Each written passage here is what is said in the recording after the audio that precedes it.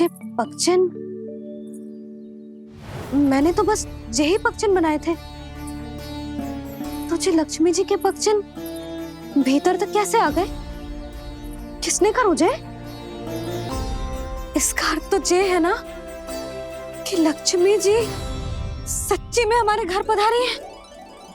कितना अच्छा होता जी यदि हम यहीं होते, उनका स्वागत करते, उनकी पूजा करते, प्रसाद चढ़ाते और उनकी सेवा का सौभाग्य मिल जाता।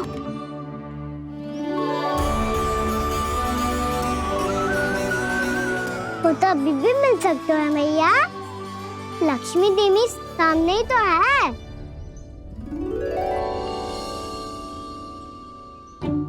गाना सही कह रहे हो यशोदा, लक्ष्मी जी का आशीर्वाद हमारे साथ ही है।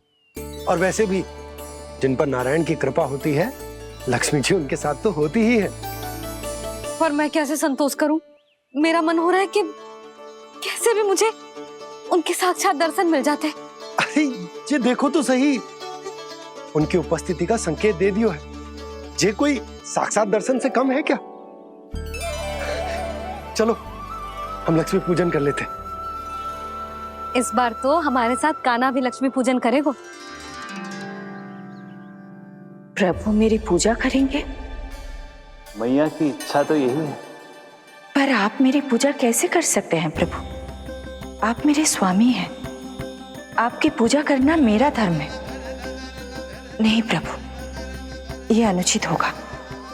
मैं आपसे मेरी पूजा नहीं करवा सकती।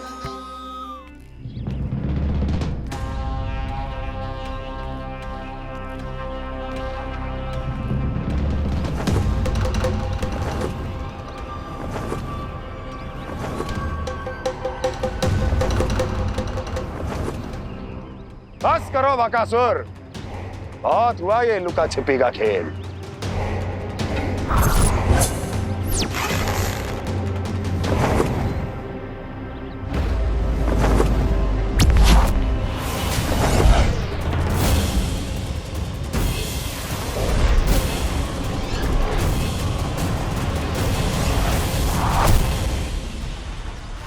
प्रणाम कंस। छिपे रहकर दूर से ही प्रणाम करोगे? सामने आओ बकासुर।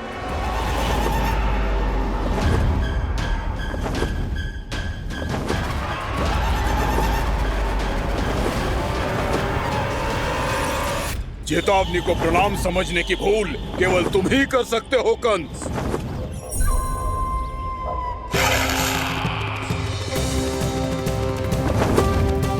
अनगिनत युद्ध करने के बाद भी जिसने पराजय का कड़वा स्वाद न चखा हो, उस अपराजय विजेता का अपमान करने की मूर्खता केवल तुम ही कर सकते हो बकासुर।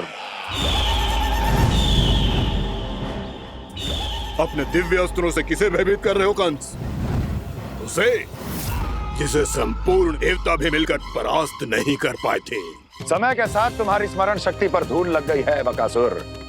भूल गए हो तुम अभी कुछ ही क्षण पहले जिस दिव्य अस्त्रधारी का तुम उपहास उड़ा रहे थे, उसी ने परास्त किया था तुम्हें। उस दिन तुम्हारे प्राण देह के इस बंधन से मुक्त हो जाते यदि तुम्हारी बहन पूतना ने तुम्हारे जीवन दान के लिए विनती न की होती। तो यही स्मरण कराने के लिए बुलाया है मुझे? संधि करने के लिए बुलाया है। असंभव है ये। तुम्हारा मित्र वत्सासुर वीर गति को प्राप्त हो चुका है। जानते हो किसने की उसकी हत्या? तुम्हारे प्राणों की रक्षा करने वाली तुम्हारी बहन पूतना प्राण गवा चुकी है अपने। जानते हो किसने की उसकी हत्या? किसने मारा मेरी बहन को? किसने मारा मेरे मित्रों को? किसने बुलाई है अपनी मृत्यु? उसी ने जो मेरा भी शत्रु है।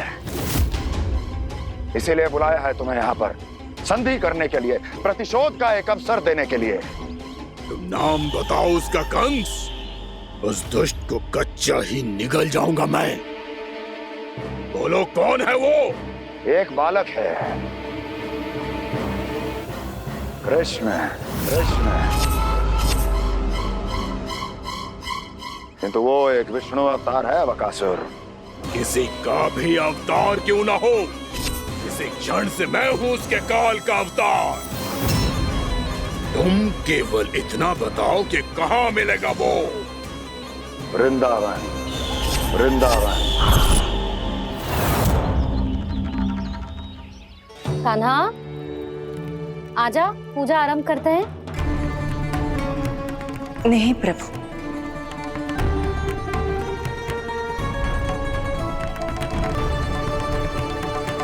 क्या सोच रहे हो लल्ला? आजा।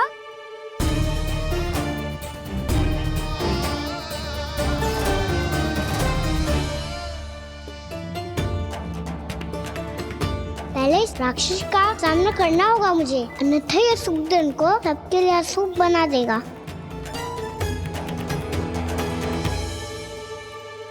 मैया, लक्ष्मी जी की पूजा से पहले सारे घर में दिए जलाकर उनका स्वागत करना चाहिए ना?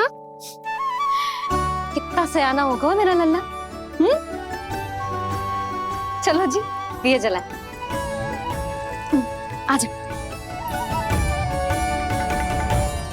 प्रभु मैं कुछ नहीं जानती। कोई भी योजना बनाइए, कोई उपाय निकालिए, पर आप मैया को मनाइए। आप मेरी पूजा नहीं कर सकते, ये शोभा नहीं देगा।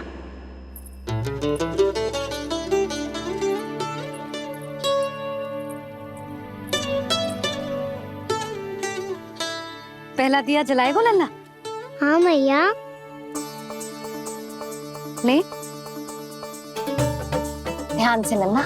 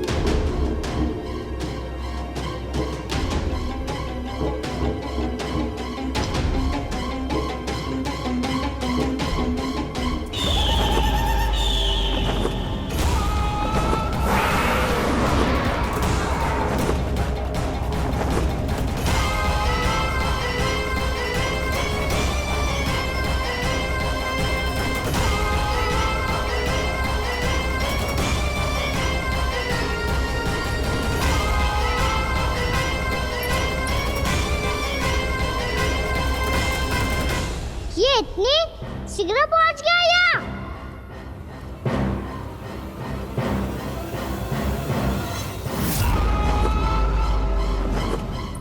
जिस श्वेत रंग का आकाश में क्या गया?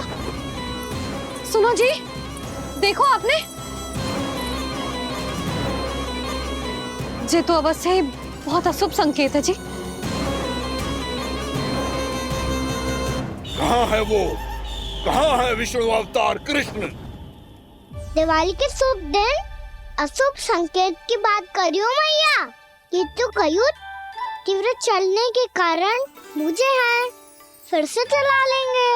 साधारण दीपक ही तो है ये साधारण ना है लल्ला, दीपावली के दीपों का बहुत विशेष महत्व होता है। तो है मैया। वनवास के बाद जब राम जी लौटकर आ रहे थे, तब उनके स्वागत में पूरी अयोध्या में ये दीप जलाए गए थे। दीपावली अमावस्या की रात को पड़ती है और रात का अंधेरा मन के भीतर के उस अंधेरे का प्रतीक होतो है जो बुराई को शक्ति देतो है।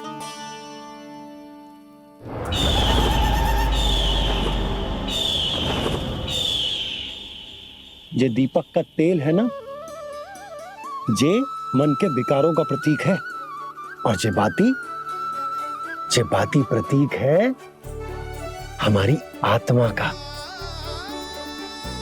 जब अमावस्या की अंधेरी रात में हम जो दीपक जलाते हैं ना, उसका अर्थ जे हो तो है, तो जे बाती अर्थात कि हमारी आत्मा भक्ति के ताप में तप कर इस तेल अर्थात हमारे मन के विकारों को जला देती।